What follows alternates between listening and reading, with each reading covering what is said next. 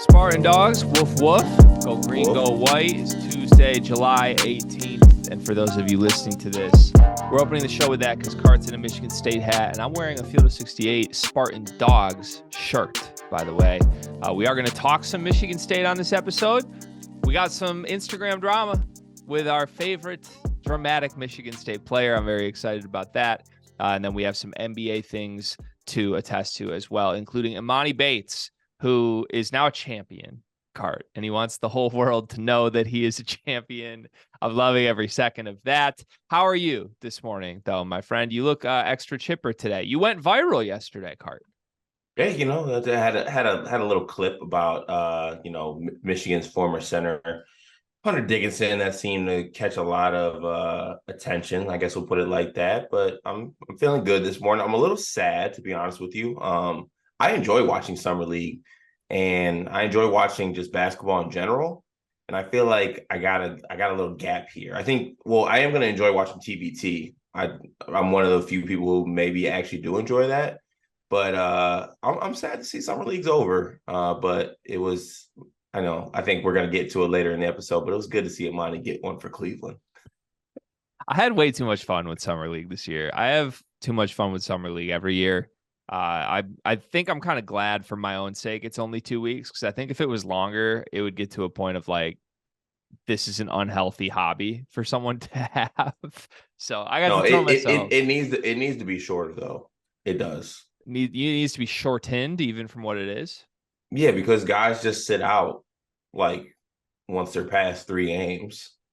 I just think they need to, the same way they like came up with this whole in-season tournament thing in the end, like they need to give an incentive for teams to play their rookies and care about Summer League. I don't know what that is, but I would like to see the NBA solve that, because there's no reason like a rookie plays well for 1 game and then he doesn't play the rest of Summer League. That's ridiculous. Mm-hmm. What's the point of it?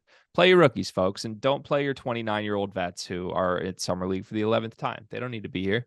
But hey, who am I to tell the NBA how to run Summer League? I'm just a fan who loves to watch basketball. I also love when you make spelling mistakes, which you made 2 of on our viral clip yesterday. Do you want to address either of those mistakes? I thought one of them may have been intentional. In fact, I asked you if it was, and you said it was not.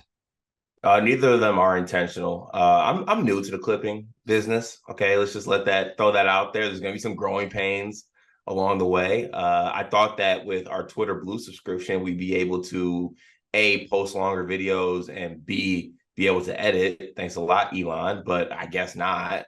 But neither of those mistakes were intentional, but because the content was so good, it was kind of glazed over. So it's I guess we got away with it.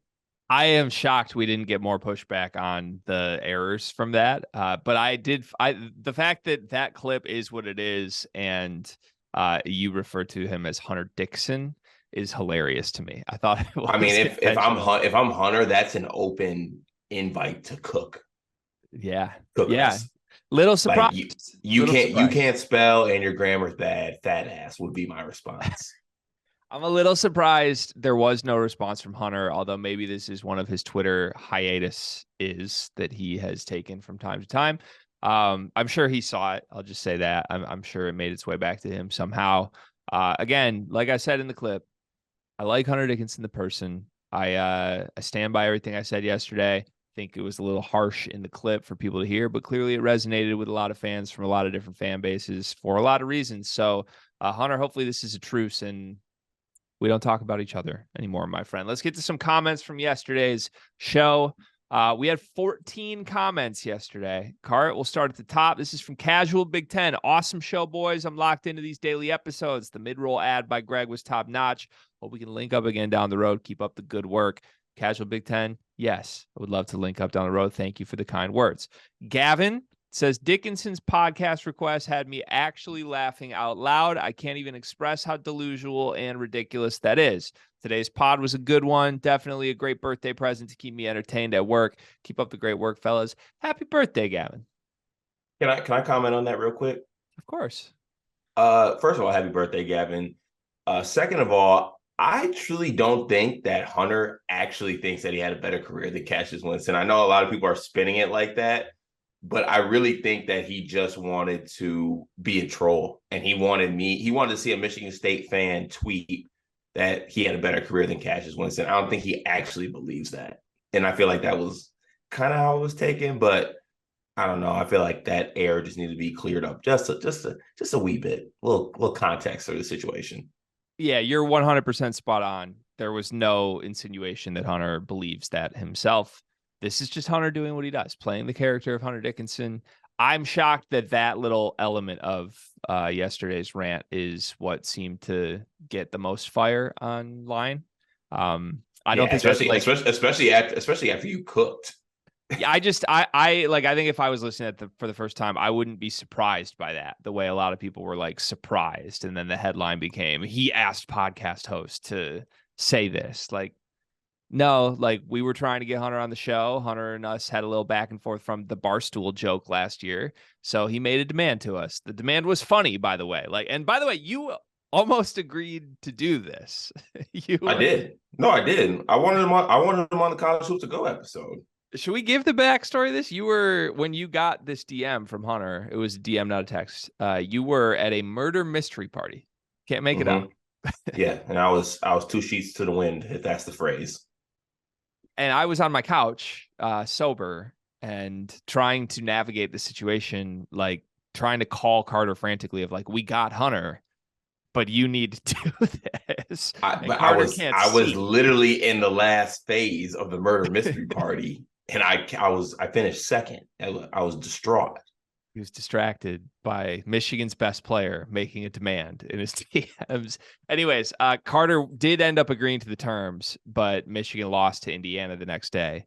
So even if we were going to agree to the terms and get Hunter, we never had an opportunity to get Hunter because it was only going to happen if they won. Yada, yada, yada. Long story short, hilarious moment. Surprised that's the moment everybody is gravitating toward from yesterday's story so much. But hey, what can you do? And by the way, we're not releasing the DMs for the record. If people want to accuse us of making this up, fine. The DM says word for word what we said. It said leaking a picture of a DM feels like a line too far. It just feels TMZ. No. Not happening. Moving on. At C. Schmide, I think, 2079 says, Greg's rant about Hunter Dickinson brought me so much joy. I'm glad someone got joy out of that. I'm still depressed about all of it. Turney J. 35 said, Greg's sound off on Hunter was so well constructed and on point. Standing ovation, sir. Another Greg with the speech of the decade. Hey, I will take some flowers, Cart. It feels a little good to take some flowers. Yay. Why not you? Steve said, Greg's statement is off, Ree Holtman. This is good. I needed to be humbled a little bit. OSU has been top 2 in the Big Ten one time in the last decade, 2017. Since then, it's been 8th, 5th, 5th, 5th, 13th, consistently finishing in the top half of the Big Ten until last year could be argued as pretty good, but I'm not sure I would call him a great regular season coach based on conference record. Steve, thank you, first of all. I was wrong. I'm shocked that is actually the truth behind the numbers. Did you double check that? Because that just seems wrong. It feels super wrong, doesn't it? I did not double check it. I'm just taking Steve's word as Bible because it was such a well-written comment. Like the EJ Liddell team was probably, I think did they win it or they win the Big Ten tournament? It's probably one of those things, you know how like the Big Ten, like Michigan State finished 4th this year, right? They also finished a half game out from 11th. I feel like that's some of this. The Big Ten is just a weird, messy conference like that. I know there's multiple years where like in that 5th place finish, they were like a top 10, 15 team in the country and got like a 2 seed. You know what I mean? Yeah. So, I do appreciate that like checking of us too, by the way. You know, not everything we say is Bible. We try our best, but I appreciate that information. Because in my head, I truly believe that Holtman is a, really good, great regular season coach with Ohio State. He just has not had that tournament success. In 19, they were 8th, 8-12. In 20, they were 11-9. They finished 5th. In 21, they were 12-8. They finished 5th. In 22, they were 12-8. They finished 4th. So one was wrong, Steve. 4th, not 5th. But your point stands. Maybe that's fair. I still trust Holtman. I think he's a good coach, and I think this roster is loaded So more on that at some point later this week. We'll probably do some larger, broader Big Ten stuff. Ultra_Rudy the Boxer 4116 says, where's IU going to finish in the Big Ten this year? Cart, do you have an opinion on Indiana right now? I'm not a Woodson believer.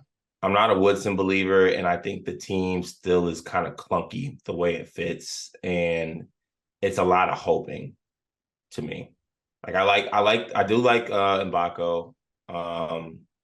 I don't know what Kiel Ware could become. I mean, I've seen him in mock drafts where he's a top 10 pick, but like the difference between his floor and ceiling is massive. And I just don't know. Like they lost a lot on this team. Like you lose Trace Jackson Davis, you lose a first round draft pick in Jalen Hood-Schifino. Like Hood-Schifino did a lot for this team. I don't know how Xavier Johnson is going to come back. I don't know. I'm just not the biggest fan of this IU team. Maybe it's more so that their ceiling and their floor are so different to me. And the fact that I'm not the biggest Woodson believer is kind of what factors into that as well. Yeah, I think I agree with that. You always make the joke that it's past Woodson's nap time. I think that sort of applies. He's just like a sleepy guy. That seems how he carries himself. And as a coach too, like just not, I've never watched a game and felt like Mike Woodson is like coaching circles around the game, or, it's kind of just like roll the ball out. And if his dudes are better, then they win the game. I don't love their dudes this year. I like Kel'el Ware. Like I'd be ecstatic if Michigan added Kel'el Ware. I think he's super talented. I don't like Kel'el Ware on a roster where he's probably the best player. That scares me a lot. I'd rather have him like he's the wild card. If he hits, he's great, but they got 3 other potential pros on it. Like I'd be all in on that team. The next best player is Trey Galloway on this team. Like Indiana's talked themselves into Xavier Johnson being really good at a 23-year-old season level. I don't see it. I didn't think he was good last year. So I guess we'll see. So where would we put them, like middle? Like I think they're like 8th-ish to me. I think 7th is where like I had them the last time I like went up and down and kind of looked at it. Okay. Yeah, I put them below Illinois level, probably in like the Iowa, Michigan level, where like any of those teams could make the tournament, they could miss the tournament, and I wouldn't be shocked whatsoever. So, all right, moving on. Noah says, who's going to catch a body first? Purdue's Miles Colvin or Camden Hyde? Who will catch a body first? I would go Colvin. But I've also seen Colvin more.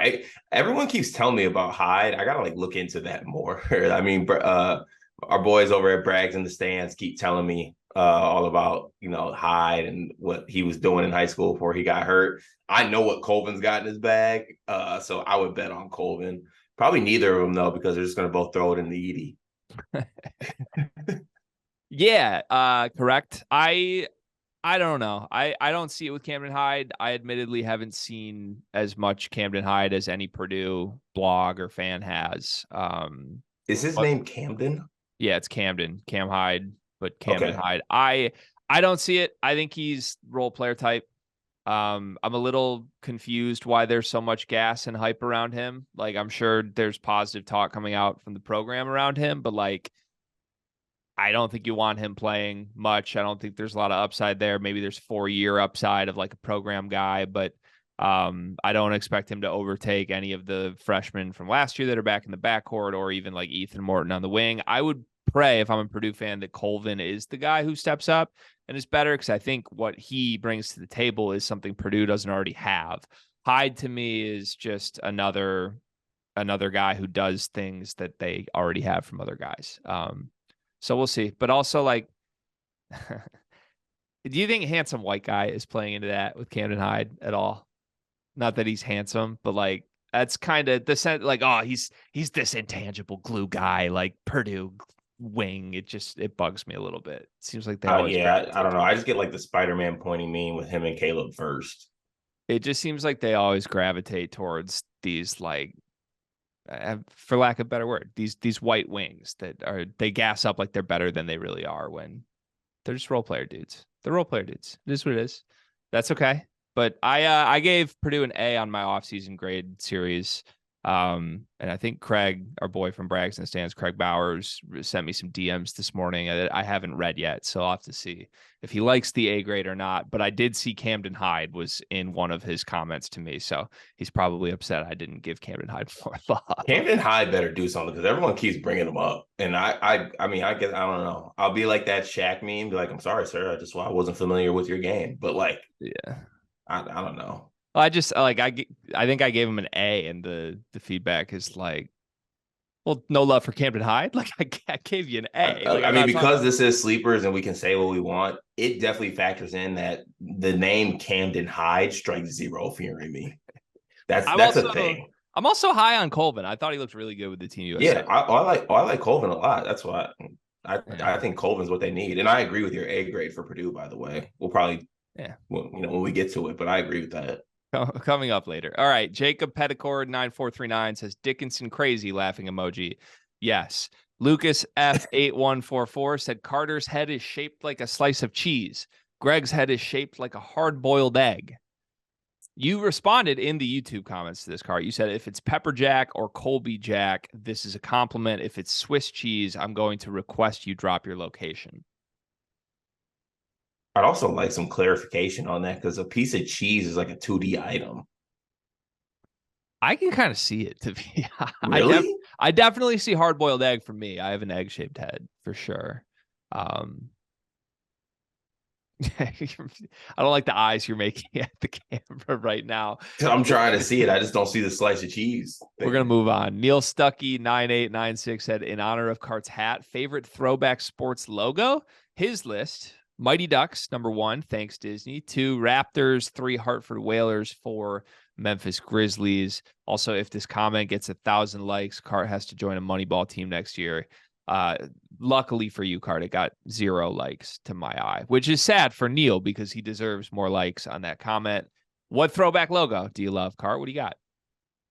I love the old Jazz one. When they had the pedophile on the team. That one was nice. Let's see.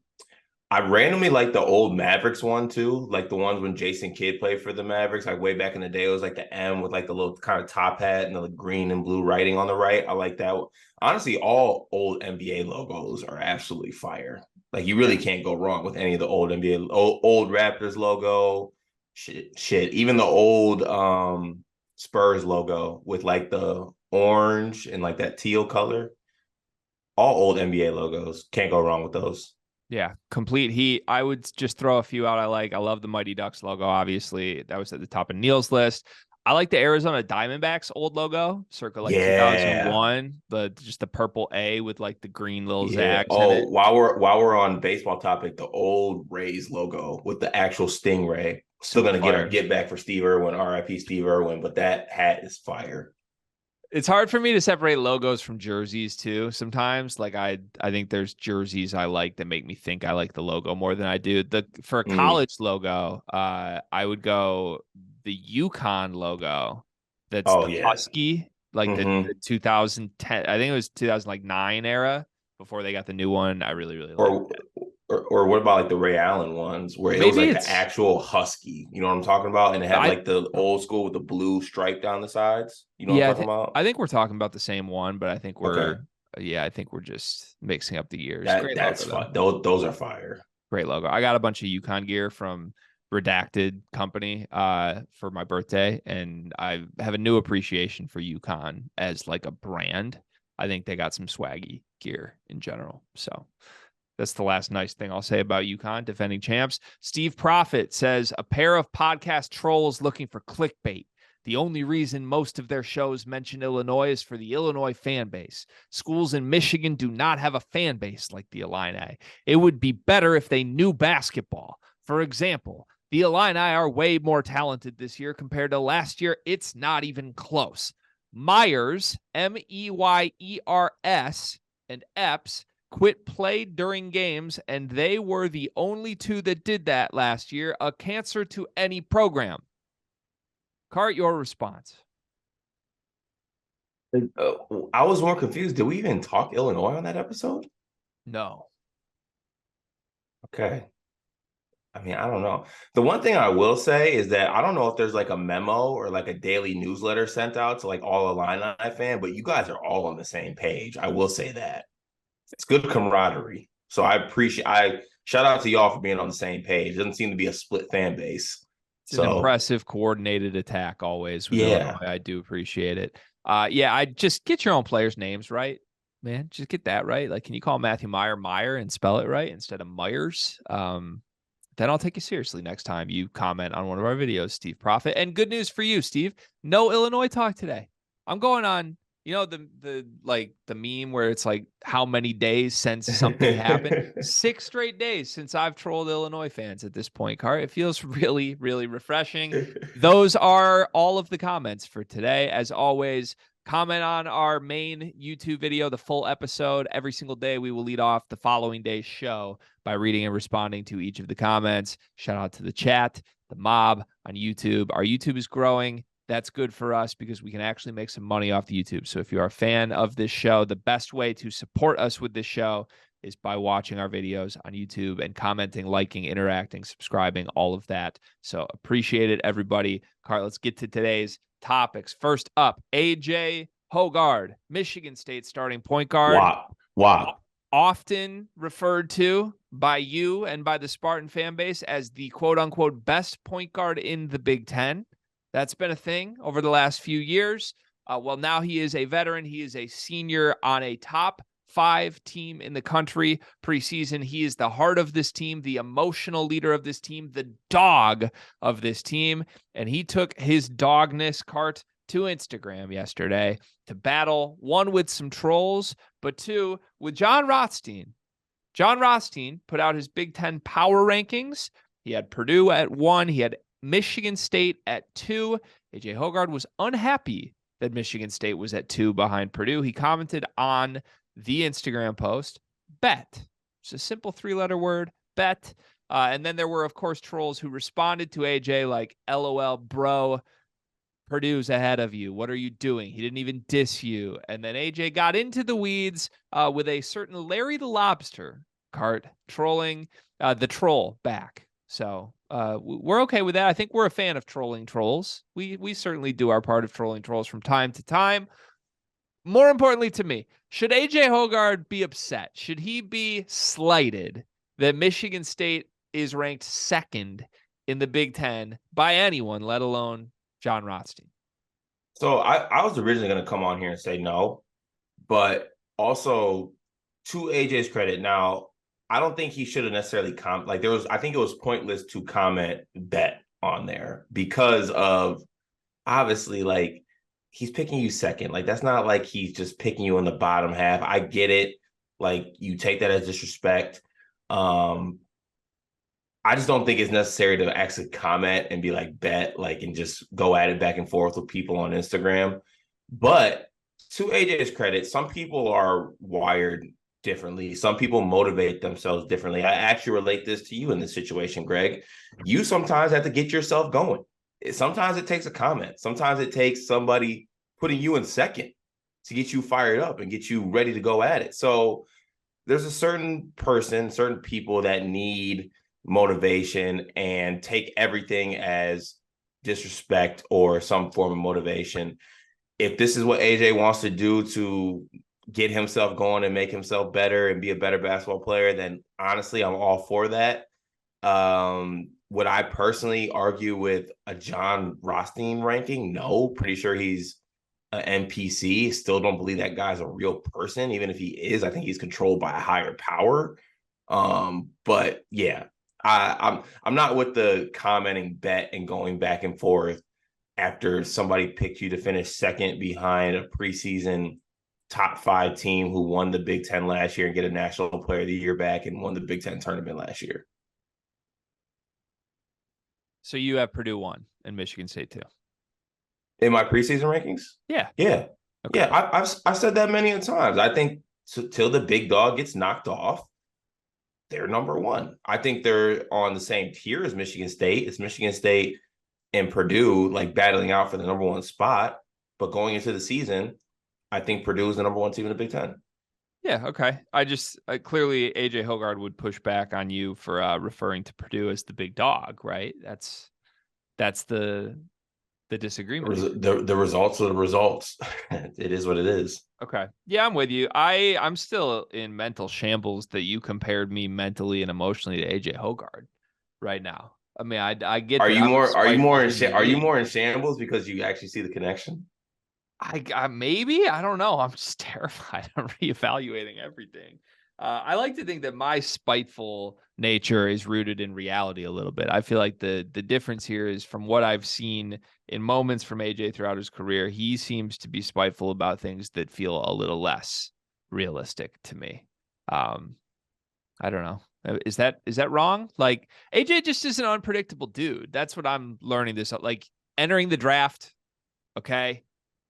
You're not getting drafted. I mean, Never really communicated. we knew he was unpredictable. That's why it was somewhat of a roller coaster with him. Like we go from best point guard in the Big Ten arguments to holy shit, I can't believe this dude is on the bench with Izzo Thomas. All right. Like it's I want to go this whole season without taking the middle approach, but I need the middle. I need the middle wop.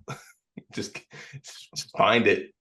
Yeah, it would be nice if he could find it. I don't know that he will, man. I just like it's fun. It's really fun to watch WAP. Like I actually do enjoy watching AJ Hoggard play basketball. This Michigan State team is going to be really good. And I think the unpredictability of AJ from an outsider perspective is one of the more fun things about this Michigan State team. I don't think it necessarily helps you guys compete for a national championship or a Big Ten title. I'd like to just throw this out there, Carter. Do you know AJ Hoggard's record against Purdue in his career? Uh, I want to say he hasn't beat. Well, no, I think probably like 1-5, 2-4. He's 1-5 in 6 career games against Purdue. So I'd be careful feeling slighted that Purdue's ranked ahead of Michigan State when they bring back the National Player of the Year and AJ Hoggard in his career is 1-5 against them. I'd just be careful. Also him commenting on this, it takes away from the fact. Have we actually like talked about these actual rankings? No, you want to talk about them? I mean, he has Illinois 3rd, Northwestern 6th. He has Ohio State all the way down at 10. Like this list just feels odd. Like he has Penn State at 12, but they're a sleeper team. Like what? Like what is this? It's better than Andy Katz's rankings. Do we have Katz rankings? Can we get Katz a weekly segment on this show? Not like bring him on the show, but can we just like give an Andy Katz segment once a week? We can. I don't know if we. I don't know if we could like have that, but I do want to address a funny tweet yesterday that I sent to you that someone tweeted that Andy Katz needs to go to every Big Ten campus and give us his top strip clubs, which would be hilarious and probably wrong. I would pay for that. Do you want to give your top strip clubs on Big Ten campuses? I'm not a strip club guy. You're not a strip club guy. No. Fascinating. Okay. Not a strip club guy. Okay. Yeah. If our wives are listening to this, we have not gone to a strip club on a Big Ten campus, by the way, just to set the record straight. Purdue's obviously number 1. Let's just call it what it is. There shouldn't even be a discussion here. Michigan State is 2. Obviously, I don't think anybody has put Michigan State lower than 2. That's not slighting anybody except for AJ Hoggard. My biggest pushback on this ranking card would just be Ohio State. I think they should be way higher than 10th. I think they should be like 5th, maybe. Everything else feels pretty good from Rothstein here. So you're smiling. What are you laughing at right now? I went to Andy Katz IG, and the first thing I saw was that Big Ten NBA draft player comp chart, and it just made me giggle again. Can we read them quickly? Kobe Buffkin is Jordan Poole. Jet Howard is Luke Kennard. Jalen Hood-Schifino is Drew Holiday. Chris Murray is Chris Middleton. Bryce Sensabaugh is my favorite. Bryce Sensabaugh is Mikal Bridges. Trace Jackson Davis is Rui Hachimura. Jalen Pickett is Marcus Smart. Seth Lundy, Jay Crowder. That's probably my favorite one. Like, cause I actually think it's kind of true. Yeah, Seth Lundy didn't look good in summer league. I'm really sad. He looked okay in one game, but that Bryce Sensabaugh to Mikal Bridges, that should be due to at least some community service, maybe some hard time. I just think it's crazy that like the Big Ten Network has centered their entire content plan around a delusional individual who doesn't even put effort into this stuff. Like let's just call it what it is. Like he shows up physically, but he's just a propagandist who doesn't say anything true at all. And And he doesn't care. there are some people out there who would put some effort into some Big Ten content if given the chance. Just I don't throwing it get out it. there. I don't get it. Like at least care a little bit. Like he doesn't care that he's just lying to the people because he knows he has full job security. Let us make creative shit that's rooted in truth. Big Ten Network. Let me just be point blank. Respond to my emails. Let's get some conversations going. Moving on, Cart. Let's talk about the champs. Cleveland. This one was for you. Emoni Bates and the Cleveland Cavaliers are the Summer League champs. Their Summer League team was actually very fun to watch before we make jokes about it. 6-0, undefeated in this run.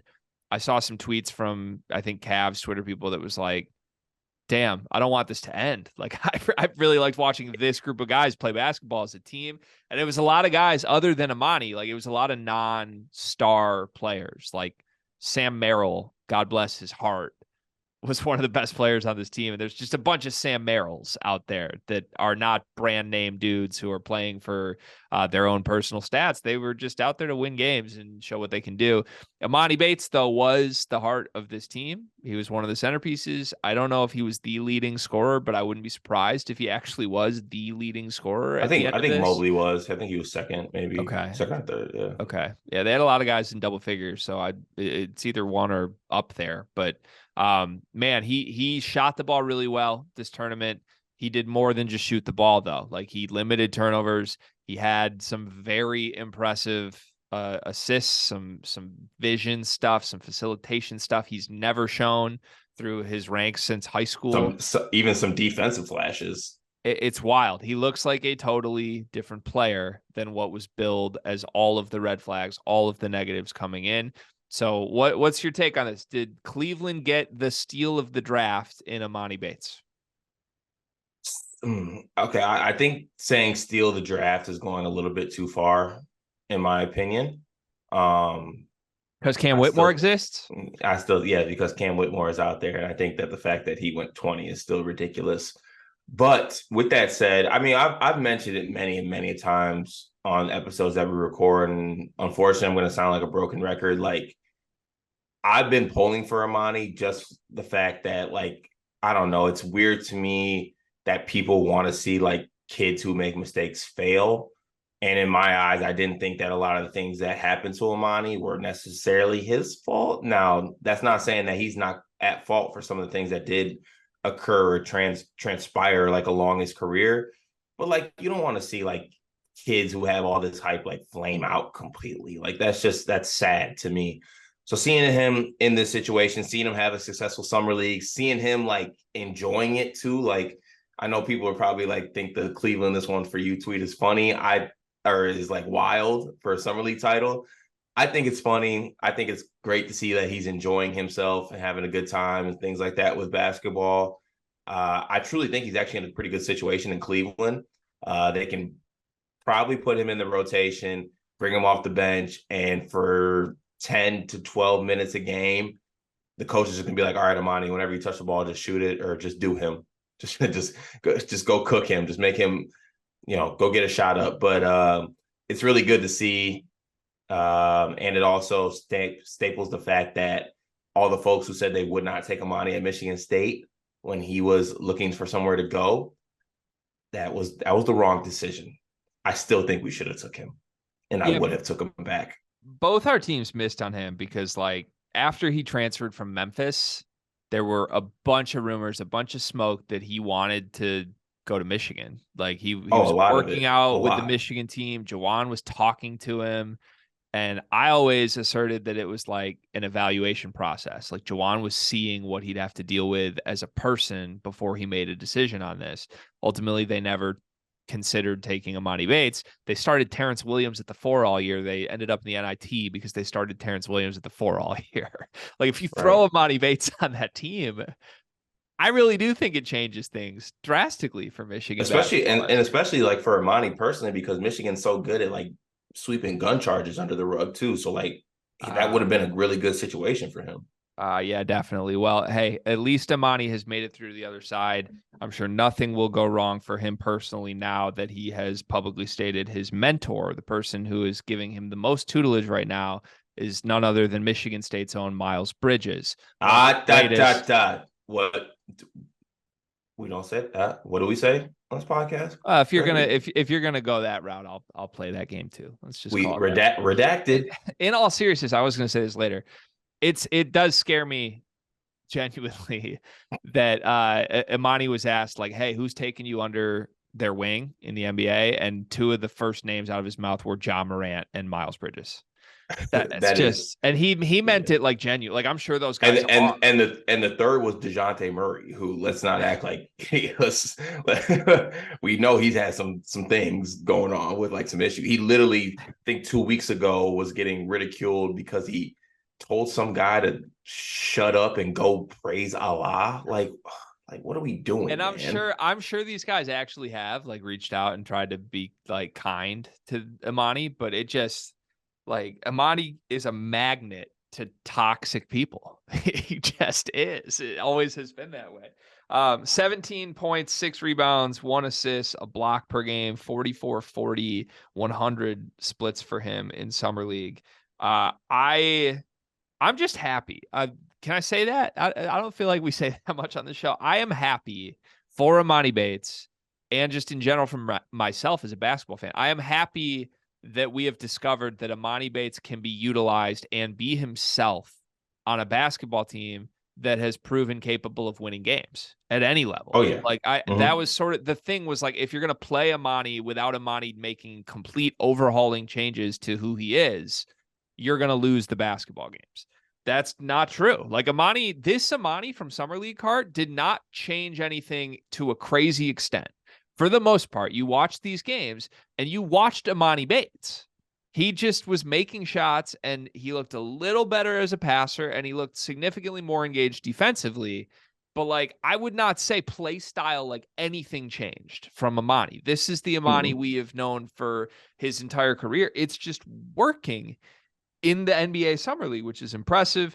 Our boy, former Sleepers guest, Wendell Green, had a nice little picture with Imani. They're flashing the rings. These two are very excited about their Summer League rings. That's my last question is just like, we can laugh at it. We can say it. We're happy to see him happy.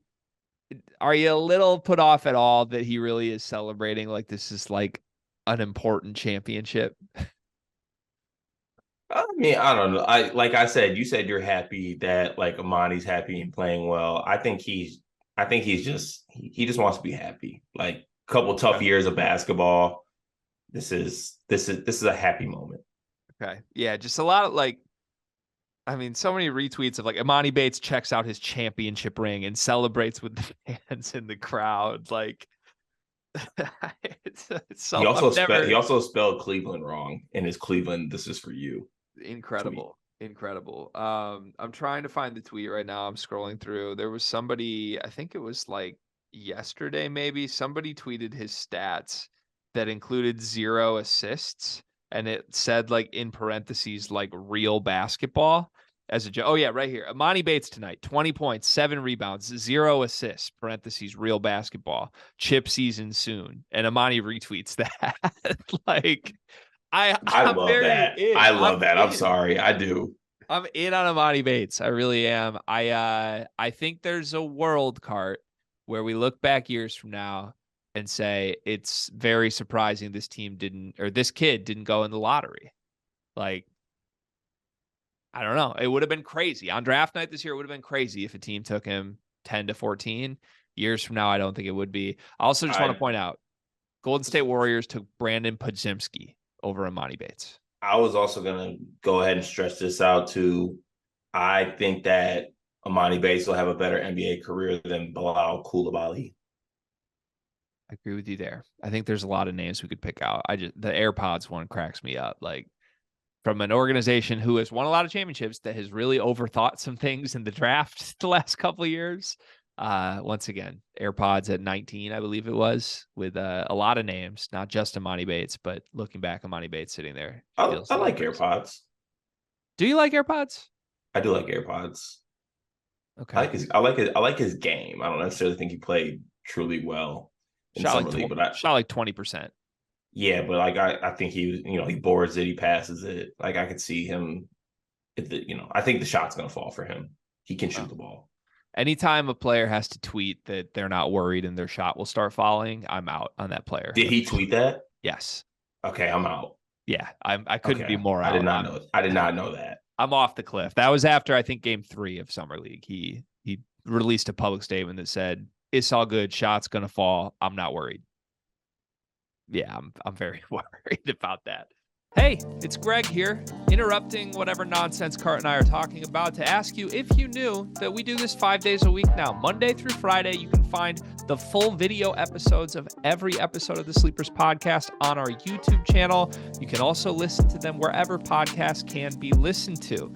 Please like and subscribe, though, because we're kind of trying to make this a more real thing, and we don't really make any money off of this right now, which is not ideal. So, yeah, thanks for watching. Hope you enjoy this, and let's get you back to the show. Let's move on to the Pistons again. This is like our 3rd consecutive day of doing Pistons topics, but hey, I don't hate it. I am very excited. There's a lot to talk about with the Detroit Pistons right now.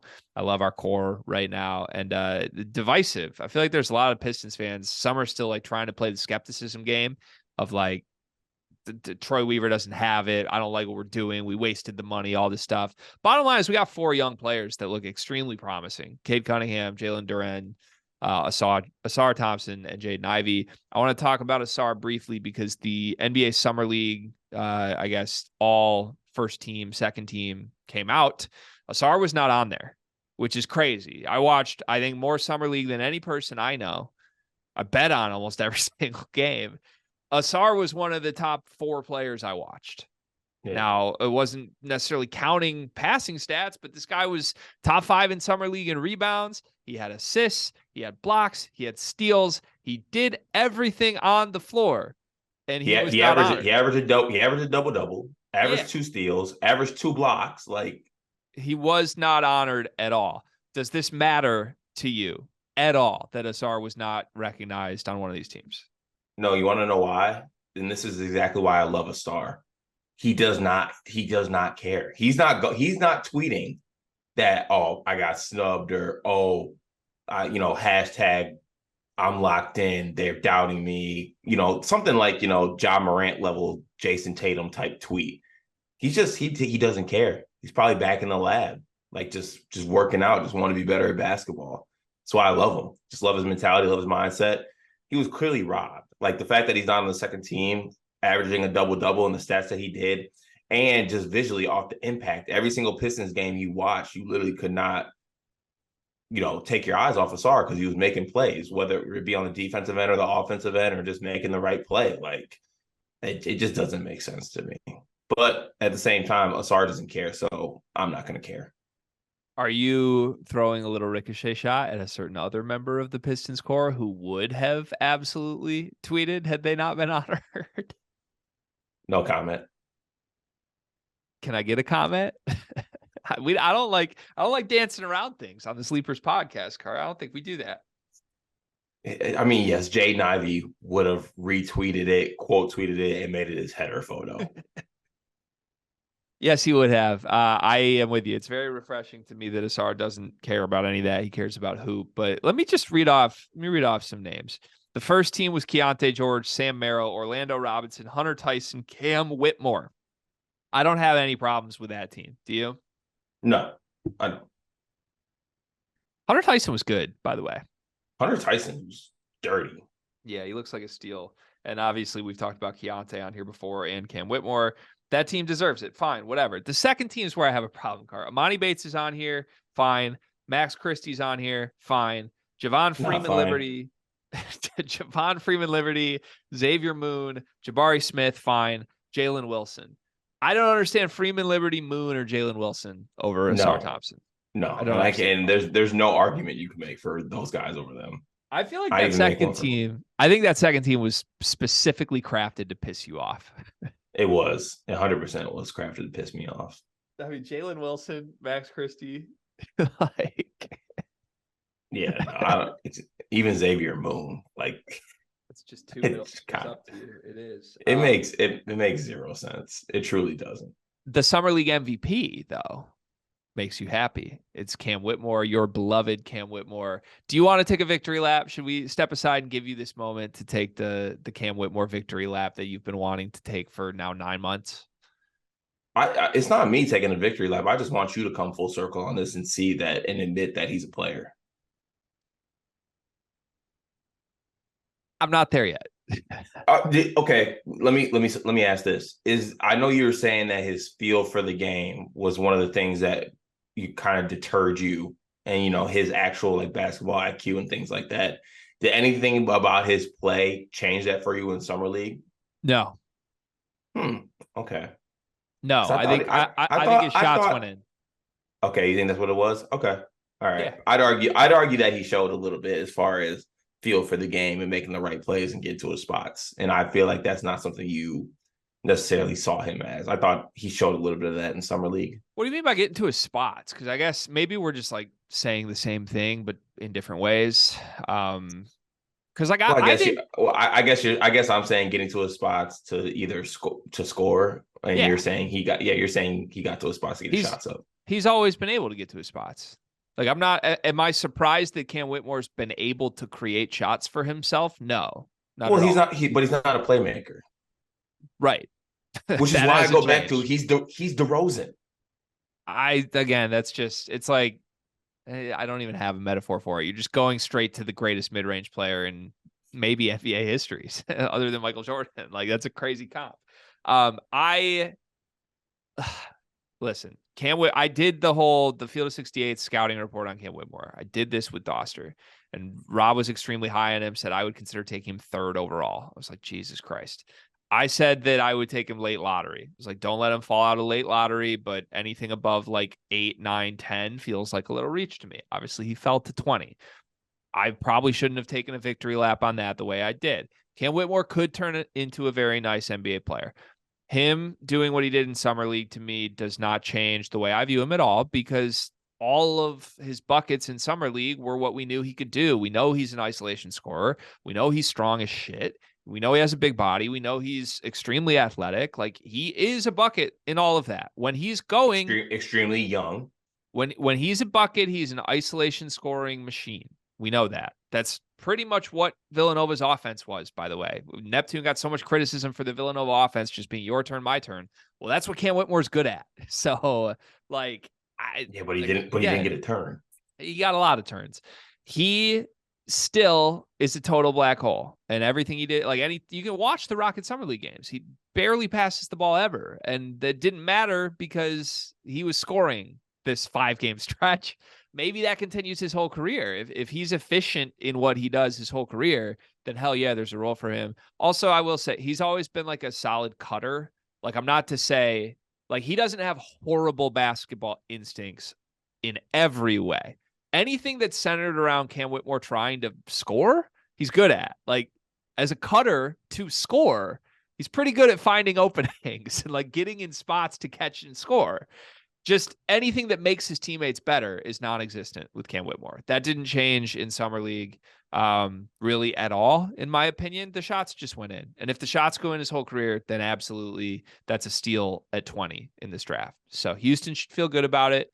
I don't believe he should have won MVP in summer league. I don't think he was the best player in summer league. Who should have? I think anybody else on the first team I would have given it to, other than probably Hunter Tyson. If you really want to know who the best player in summer league was, he didn't play every game, so maybe that's what disqualified. It was Jabari Smith. He was the best player in summer league. Yeah.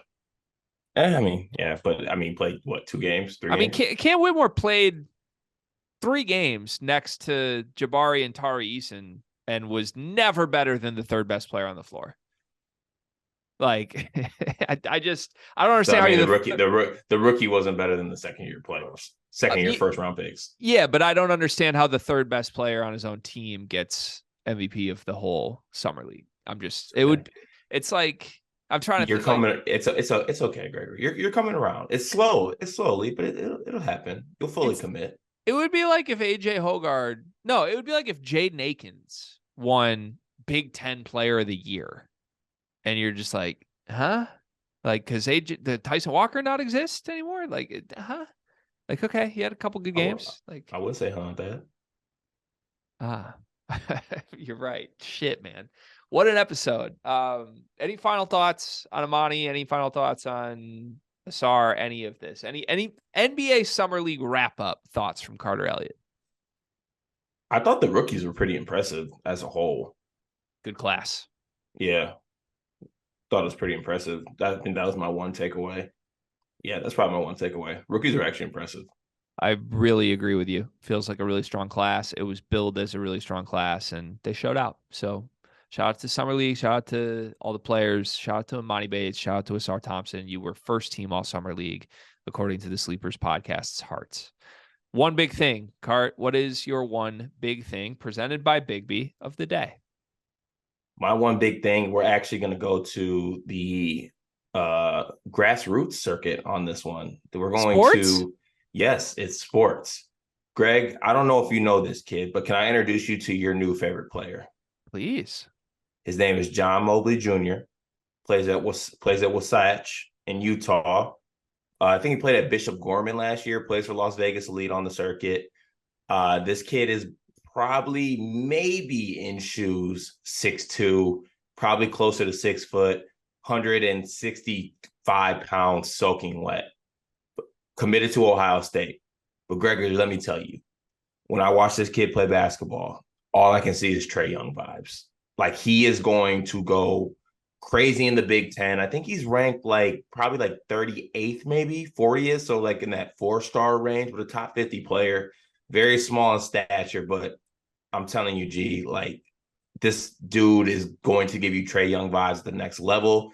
He will soon be your favorite player. You're going to watch a lot of him, obviously, with him being in the Big Ten at Ohio State. You will fall in love with him. He has an absolute burner. He has a handle. He's tiny. He's light-skinned. You can't help but see Trae Young. He's got a better head of hair than Trae Young. I'll say that. But like, I get the same type of vibes from him. He's not going to be like leading the league or leading the country in points and assists like Trae Young, but he's going to be like great value Trae Young. And it's going to be very fun to watch. I am very excited to watch him play at Ohio State, as I guess I am a resident Buckeye of this, a Buckeye somehow. But he will be your favorite player. He'll probably be one of my favorite players as well. I watched him last night playing at the Las Vegas tournament, like the end of the year AAU tournament. I was familiar with him coming into the game just because I see stuff on Instagram and things like that. But man, that dude can go for real. So that's my one big thing. That's the one big thing I saw, I guess. John Mobley Jr. is the name. John correct? Mobley Jr. I'm a big fan of Junie, also known as Junie in some circles. Oh, that kind of scares me. I'm a big fan of juniors in general. I also like acronyms, so I feel like JMJ can be a thing already here. I saw your tweet last night about it, and I had not heard of John Mobley Jr., so I went down the rabbit hole of watching as much YouTube film that I could. He's awesome. Very fun. Good call out by you. He has a long way to go to become my favorite Ohio State point guard ever, because D'Angelo Russell is one of my top 5 favorite college players ever. So high bar to clear there. But I think D'Angelo Russell was so good at Ohio State. I don't think people realize it. It was unreal to watch. Much must-watch television. So many no-look passes. The scoring was there. Just absolutely love the kid. I was convinced he was going to be an NBA superstar. He's been better than people give him credit for in the league also, by the way. But yeah, I'm in. I like that call out. Is he just a rich man's Christian Anderson? No. Christian Anderson ain't Mobley Jr. Christian Anderson's been pretty good lately. I mean, I guess he's probably not even going to Michigan. Why not? Weren't you the one that told me that he's like wavering or something? Yeah, I thought he would have decommitted by now, though. That's what okay. I'm confused. He's probably waiting to see if any other guard joins the class, and if another guard joins the class, he'll leave.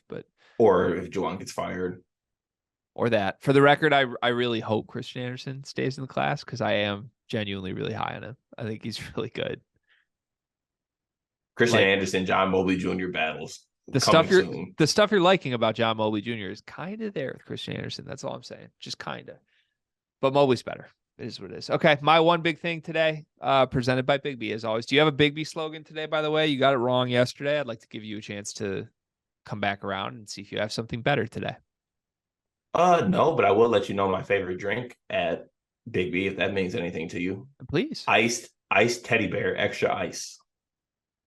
Iced teddy bear. Yeah, I think it's like butterscotch, caramel. I get the sugar-free version, of course, because #fitness, I'm coming different. But yeah, it's fire. Okay. I have been trying for 15 seconds to think of a joke about calling you an iced teddy bear, but I can't come up with anything good. So That kind of be a fire nickname. Like when I'm cooking on the court, like I'm like, Ice Tray the gang, but like I'm an iced teddy bear. Iced Teddy. I kind of like that. Okay. My one big thing today, I have a public service announcement cart. This goes out to everyone who is a dog walker when I am also walking my dog.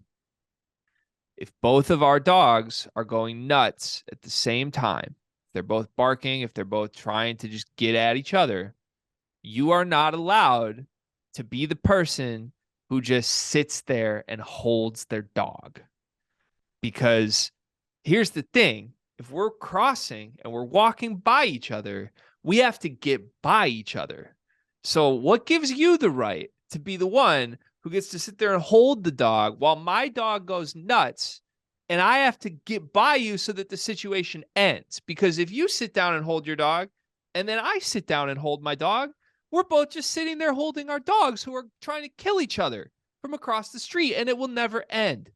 Please don't do that. Just as quickly as you can, walk by me, and I will do the same. And then we will move on with our day. It's not our fault necessarily that our dogs are freaking out. I took my dog to classes. We tried to train him. It didn't work out, okay? That happens with dogs. Some dogs have personalities, but don't be the douchebag owners who just sit there hugging their dog who's freaking the F out trying to get at my dog. It ruins my morning. It pisses me off, and it's incredibly selfish. You assholes. Are you on opposite sides of the streets in this case? Yes. The same side. Yes. Yeah. Oh, yeah. You got to keep it. I mean, there's a certain dog walking etiquette. I mean, typically, at least this is how we do it in Ferndale. If you're on the same side, one of us goes to maybe the street to walk, and you keep it pushing. I mean, I have a French bulldog, so if I see another French bulldog, we'll typically do the "oh my god, two Frenchies meeting" thing. But like if it's another dog, one of us is probably going to go to the street or maybe even the other side of the sidewalk in some situations, and we're going to keep pushing and we're going to keep going because there's no point letting them just stand there and stare at each other. Yeah, like what's that? Keep it pushing is the correct phrase, Car. It has to be, because my largest issue right now, I've been taking my dog on these runs, right? We watched a sad movie on Sunday about a dog's relationship with his family from the makers of Marley and Me. It's got me thinking, Cart, okay, I'm going to take my dog on runs every single day. So the dog comes with me on the runs in the morning. And I run down a relatively straight street, right? It's just like a couple miles long street. It's going straight, hills up and down, but it's going straight. So you can see the threats. You can see the other people walking or running from like a good minute away. You got a lot of time to get up to him. When my dog identifies a threat, he freaks out. That's what my dog does. A lot of other dogs also do that. I keep running into people who will see that we're coming and just sit down and just sit right where they're at, probably like 50 yards away from me, and just sit and hold their dog while their dog is also going crazy. But then it becomes my problem to have to run and yank my dog by the throat who's freaking out, because he freaks out more because you're just sitting there instead of keeping it pushing, as Carter said, and minimizing the amount of time that our dogs freak out. So that's my public service announcement. Be better, people, especially in my neighborhood. I don't want to keep running into this nonsense, and I want to keep taking my dog on runs. Thank you. I'm with you, man. One of my favorite basketball phrases is KYP, know your personnel. One of my favorite dog phrases, KYD, know your dog, know their strengths, know their weaknesses. You're their parent. You know what to do. Let's not act like this is our first rodeo, okay? You know your dog. Act like it. Yeah, put them in a position to succeed, okay? Don't try to make Emoni Bates be Chris Paul. Just play to your dog's strengths, play to Imani's strengths. That's what my lesson is for the day. Car, good episode today. Appreciate you. I can't wait for the thumbnail. Is Benji Emoni Bates? It's pretty solid. Like and subscribe and all that nonsense. We'll be back tomorrow on Wednesday of this week. Sleepers podcast out.